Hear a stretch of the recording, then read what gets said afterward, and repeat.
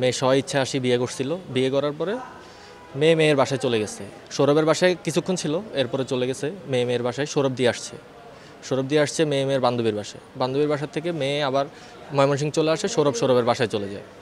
তো পরদিন সৌরভ আবার আসি কনভিন্স করার ট্রাই করে, ময়মনসিংহ আসি ইভার বাসায় ট্রাই করার পরে কোনো কনভিন্স করতে পারে না। বলছিল যে ইভার বাসা থেকে বলছিল যে তুমি ডিভোর্স দিয়ে দাও, কিন্তু সৌরভের ফ্যামিলিকে ম্যানেজ করে ফেলছে, যে ওরা রাজি ছিল, কিন্তু ইভার মা বাবা এটা মানতে পারে নাই। মা বলছে বা ওর চাচি বলছে যে গোপনে বিয়ে করছো, গোপনে ছেড়ে দাও। তো তারপরেও বা মানানো অনেক ট্রাই করছে। তো তখন ওর চাচা ওর ফ্যামিলিকে ফোন দিয়ে অনেক গালিগালাজ করছে, ওরে মেরে ফেলে হুমকি দিছে। ও একান্ত একটা ভালো ছেলে, হ্যাঁ, এভাবে ওকে মানে নৃশংসতাভাবে হত্যা করা হবে এটা আমরা কখনোই কল্পনা করতে পারি না। আমার একমাত্র ছেলে, আমার ছেলেটা জামাই করছে। একমাত্র ছেলেকে হারিয়ে দিশেহারা মা বোন, বাকরুদ্ধ হয়ে গেছেন বাবা। ময়মনসিংহের মনতলা এলাকায় ব্রিজের নিচে লাগেজ থেকে উদ্ধার হওয়া খণ্ডিত মরদেহ শনাক্তের খবর পেয়ে রাতে থানায় ছুটে আসেন পরিবারের সদস্যরা। সরকারি চাকরিজীবী বাবা ও মা বোনের সঙ্গে ঢাকার মতিঝিলে থাকতেন নিহত যুবক ওমর ফারুক সৌরভ। পরিবারের অভিযোগ, চাচাতো বোনের সঙ্গে প্রেম ও পরে তাকে বিয়ে করেছিলেন সৌরভ, যা মেনে নেননি চাচা ইলিয়াস। ক্ষুব্ধ হয়ে সৌরভকে ময়মনসিংহের নিজ বাসায় ডেকে এনে নৃশংসভাবে হত্যা করা হয়। এ ঘটনায় অভিযুক্তদের দৃষ্টান্তমূলক শাস্তির দাবি তাদের। আপন চাচা এই কাজ করছে, আপন চাচা, এটার আমি ফাঁসি চাই।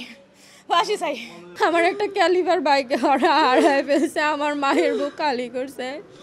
আর ও যদি ধরা পড়ে আমি চাই ওর ক্রস ফায়ারে মৃত্যু। বাসা থেকে বাইরে আসছে একটা ব্যাগ কান্দা নেওয়া, এরপরে সে ময়মনসিংহ আসবে আমরা তো জানি না। ময়মনসিংহ আসতে আমরা তো আসতে দিতাম না। গত 12 মে ঢাকায় চাচাতো বোন ইসরাত জাহান ইভাকে বিয়ে করেন সৌরভ। এরপর ইভা ময়মনসিংহের নিজ বাসায় চলে আসলে 4 দিন পর তাকে কানাডা পাঠিয়ে দেয় পরিবার। বিয়েকে কেন্দ্র করেই দুই পরিবারে ছিল বিরোধ। সৌরভের বন্ধুরা জানান, শনিবার দুপুরে ময়মনসিংহের উদ্দেশ্যে ঢাকা ছাড়ে সৌরভ। রোববার মরদেহ উদ্ধারের খবর পেয়ে তারাও ছুটে আসেন থানায়। ইভার বাবা হচ্ছে আপনার বিয়ের 2 দিন পরে নাকি শুনছিলাম আমি আমার বন্ধুর থেকে, সৌরভ থেকেই, যে বলছিল যে এরকম হুমকি ধামকি বলছিল যে ওকে মেরে ফেলা হবে, হুমকি দিছিল আজকে থেকে সময় শুরু। 4টা টুকরা করে ফেলে একটা মানুষরে, একটা পরিবারকে ধ্বংস করে দিল।